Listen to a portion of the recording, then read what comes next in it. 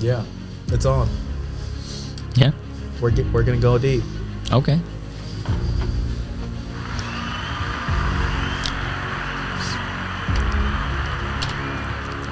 Yep, this is what it looks like.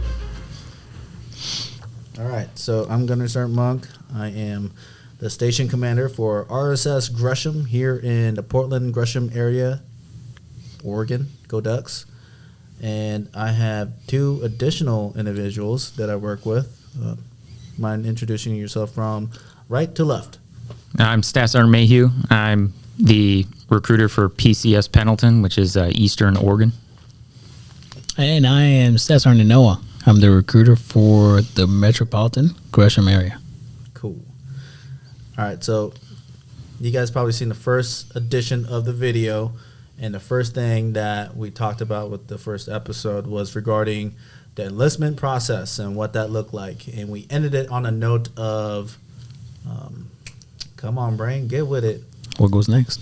Yeah, I guess what goes next after you have had your, it's not like a counseling, but it's your welcome aboard brief, and what that entails from that point till the time that you leave for boot camp.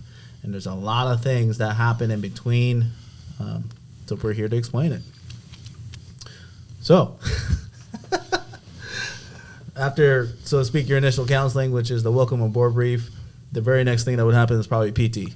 And when's your PT session? So I hold PT sessions on Monday evenings. Seems to be working around the schedules for the seniors. Some of the grads can make it out to that as well because really they don't have anything going on.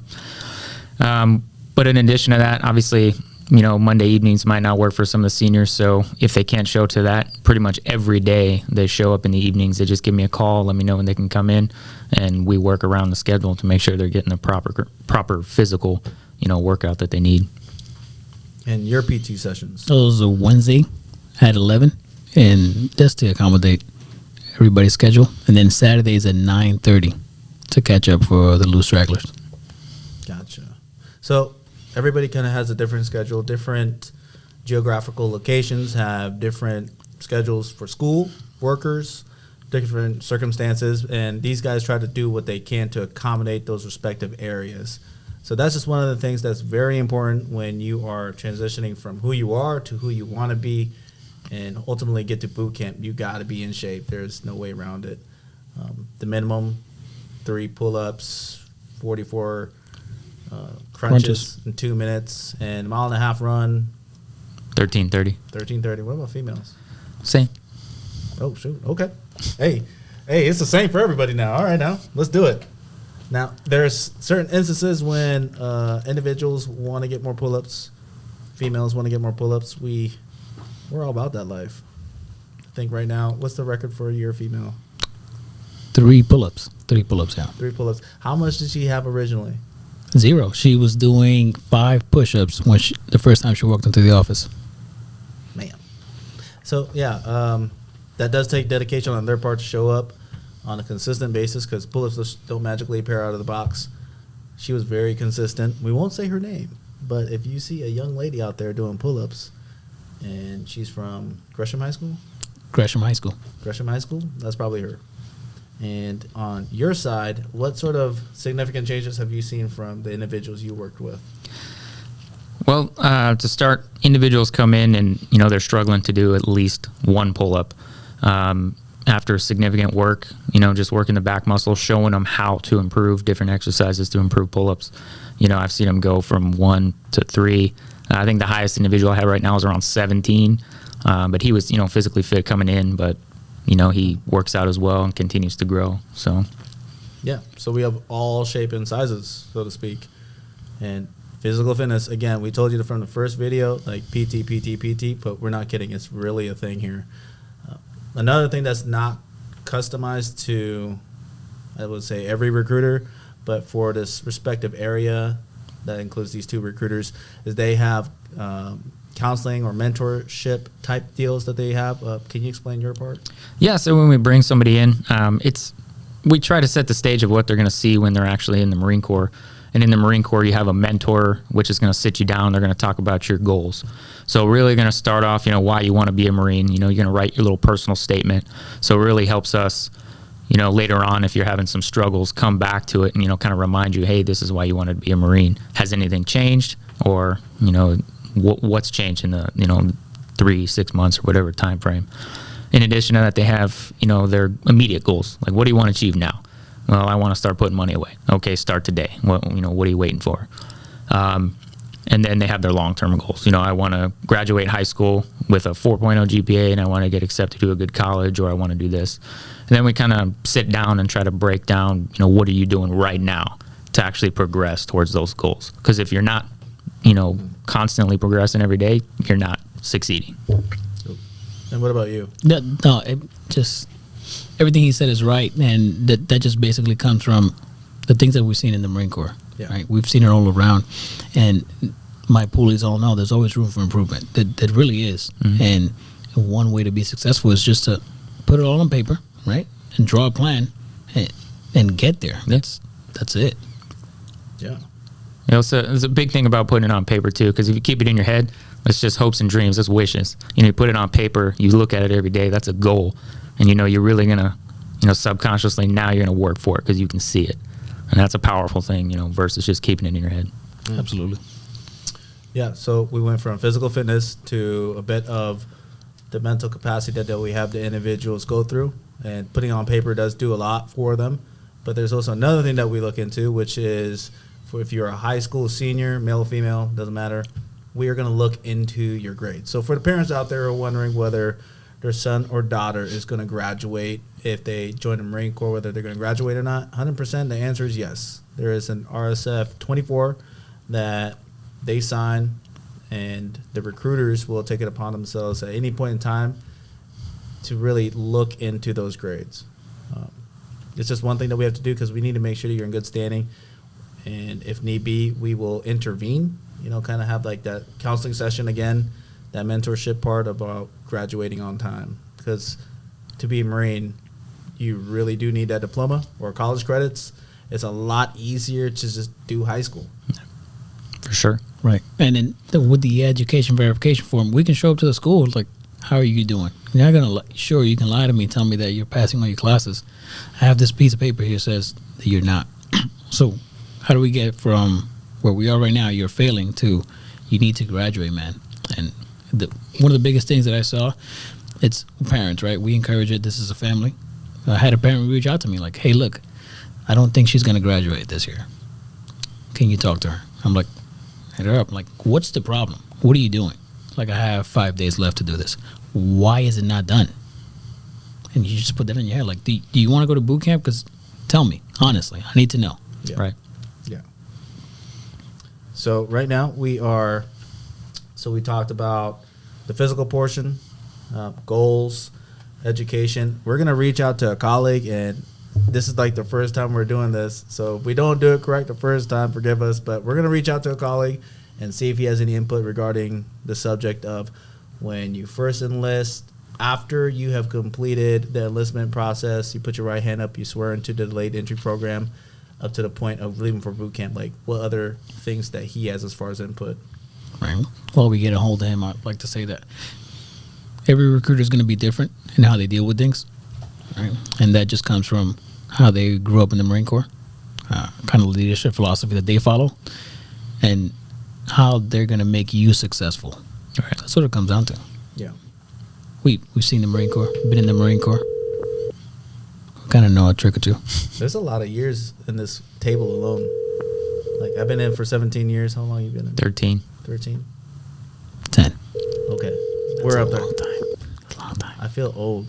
I am equivalent in a Marine Corps career-wise as far as years to some of the individuals that we're talking to in high school.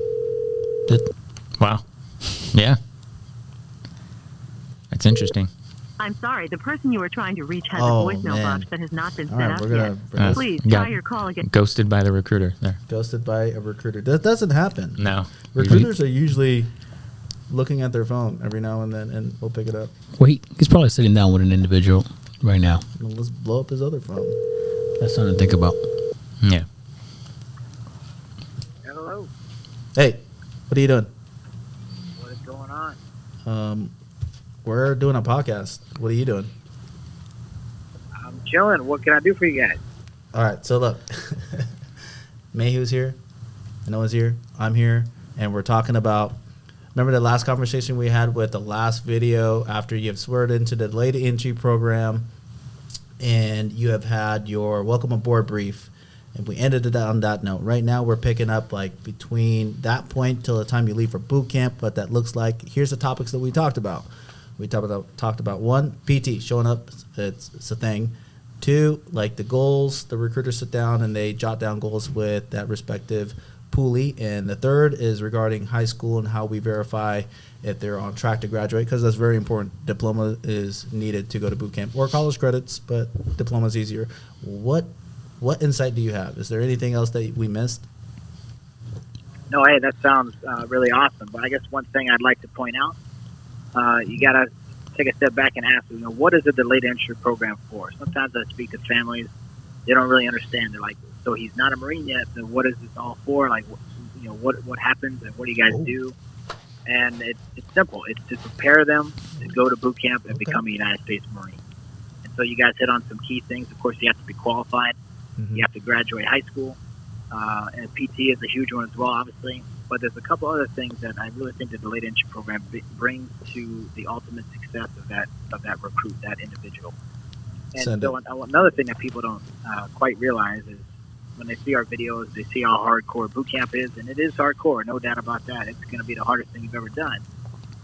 But I asked them, hey, what do you think is the drop rate, or how many people you think start on day one and actually graduate? And they're like, oh, maybe 50% or maybe 60%. And the number is actually way closer to 90%. And that's even including those who are ultimately sent home for injuries that can happen during our training, which is just, that you can't completely eliminate those. So you're looking at a failure rate of maybe 10%. And I think overall 90% of the people we send to boot camp are going to graduate and become Marines. And I think the reason that is so high is because of our delayed entry program. As recruiters, we spend a lot of effort finding the right individuals, but we spend just as much effort preparing those individuals that we found. And so we start that relationship, from the very first phone call, the interview that we talked about last time, helping them finish the MEPS process. But that's only the beginning. From there on out, it's a mentor-mentoree relationship where we are trying to prepare them the best that we can to face the challenge that they have accepted for themselves. And so as they come to PT, as they continue to get in better shape, we work with them. If they're weak in a certain area, we'll try to help them with that area, give them workout plans to do on their own. Of course, we can't work out with them every single day. A lot falls on the individual. There's no doubt about that. But it's that constant us being their mentor, their guide, and teaching them things they need to understand about how Marines act. What is our culture like? So another good example is just how we treat each other, how we speak to each other. We have a rank structure. We require respect, and then we give respect and we receive respect back. How does that? How do you talk like a Marine? What is the right thing to say when you see a Marine for the first time of the day? We call that the proper greeting of the day. Things like this, we want them to start thinking about these things and learning these things, because the average young person in America, they don't really know what we mean when we say respect or tradition or common courtesy or things like that. So it's we're trying to prepare their body. We're trying to prepare their mind as well through the delayed entry program. And so I think it's awesome you guys are doing this podcast, getting this information out. And so we just want to remind everybody who's listening that when you join the United States Marine Corps, you finish your process in MEPS. It's not like, okay, see you in 6 months when you go to boot camp. No. You're going to be in the office probably once a week.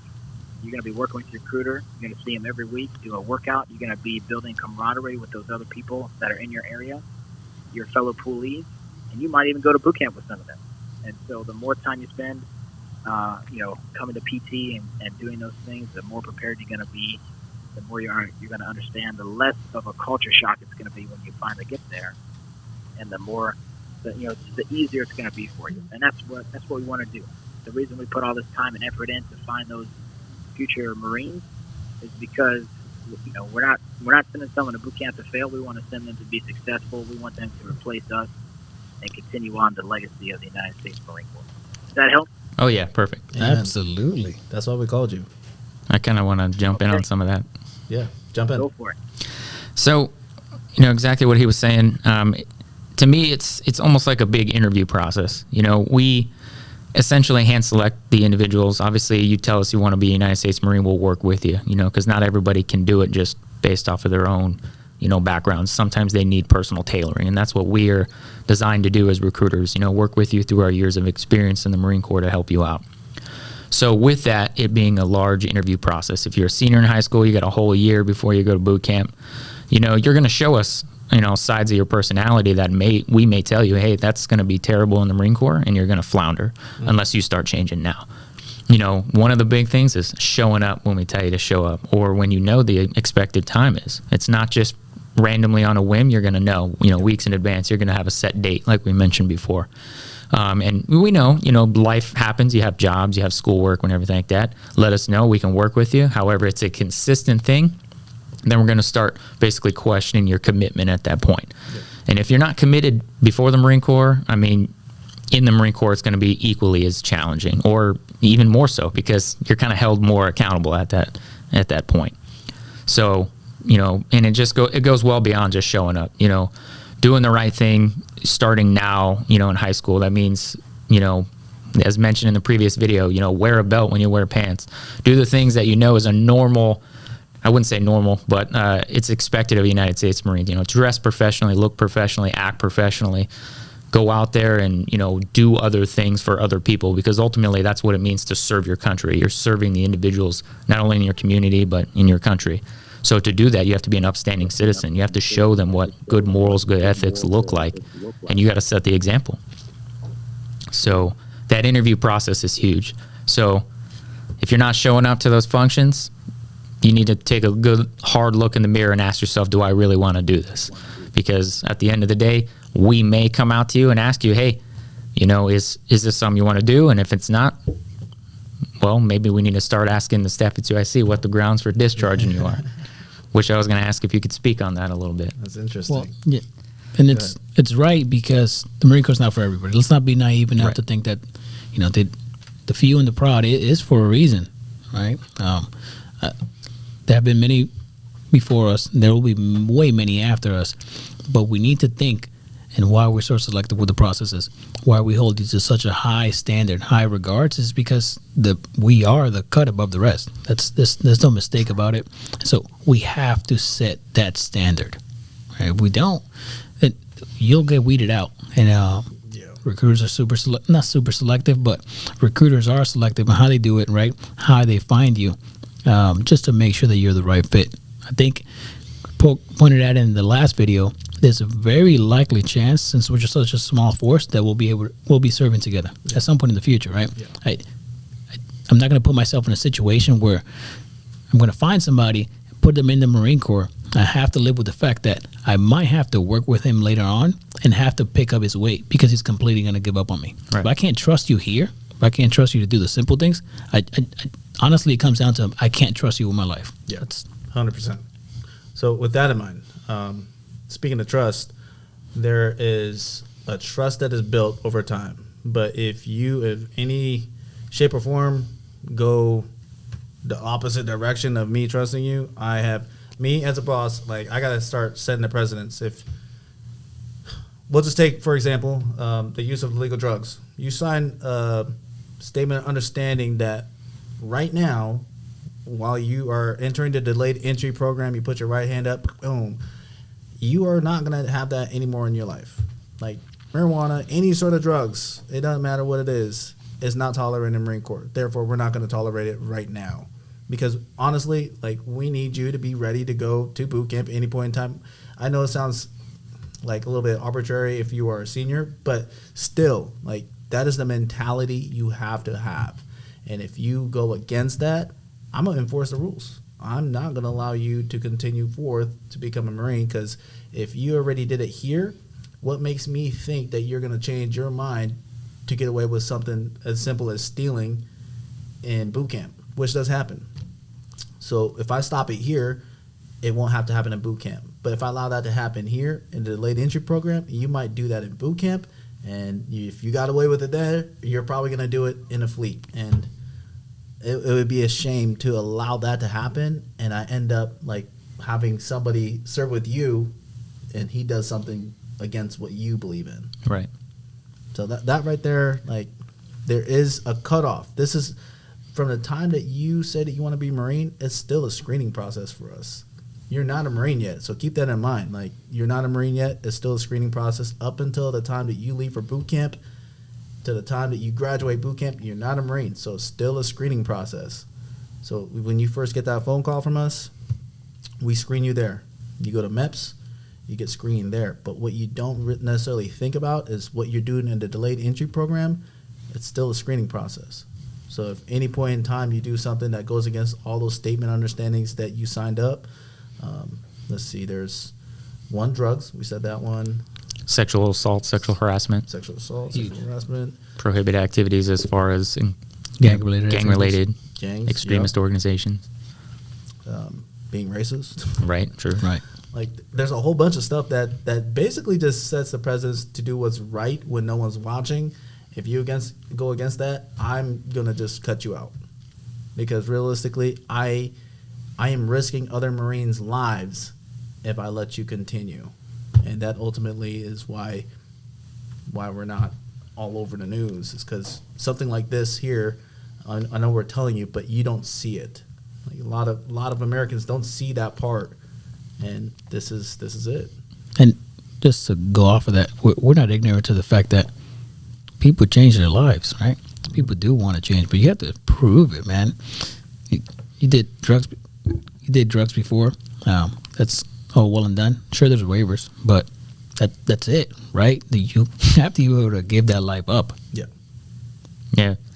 And then the regression versus progression when it comes to physical fitness and weight. You come in. Yeah. If you're not showing us that you want to improve, showing up and letting us help you, or tailoring your diet. If you got to lose 30 pounds before you go to boot camp, if you start gaining weight and it's not the appropriate weight, there's going to be some issues, and that's something that we help try to counsel you on. And at the end of the day, though, you're the one that controls that. So if you're sitting on the couch versus being in the office doing pull-ups and stuff, that's one more thing that we judge you on as far as your commitment.